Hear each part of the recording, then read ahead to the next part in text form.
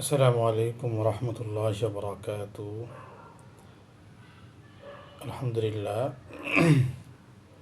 আপনারা সবাই কেমন আছেন? আশা করা যায় সকলে ভালো আছেন। আর রাগ কি আপনার আছে? আপনার কি মনে হয়? আজকে একজন বাবা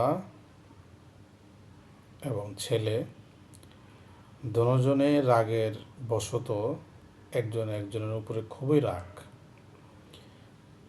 বাবা আসছিল সমাধানের জন্য, ছেলেকে যেন ঠিক করা যায়, পরামর্শ নেওয়ার জন্য।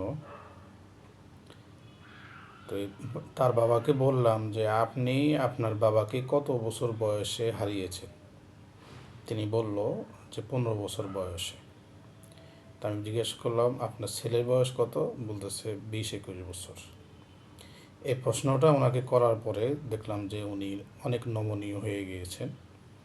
উনি ছেলের প্রতি এমন রাগ যে রাগ ওনার কিছুতেই থামে না। ছেলের সাথে যখন কথা বললাম, ছেলেও তার বাবার প্রতি খুব রাগ। তার বাবাকে বললাম তোমার বাবা যদি আজকে কোনো দুর্ঘটনার শিকার হয়, তখন তোমার কী করণীয়? তুমি তো এক বাবার এক ছেলে, তোমার তার কোনো ভাইও নাই। যখন তোমার বাবার একটা দুর্ঘটনা ঘটবে, তখন তুমি তার কাছে দৌড়ে যাবা। এই কথা তাকে বলার পরে সেও একটু নমনীয় হয়ে গেছে।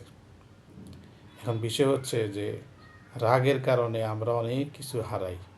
তা আপনারা যারা দেখছেন রাগের কারণে কে কী হারাইছেন একটু জানাবেন। আসসালামু আলাইকুম রহমতুল্লাহ।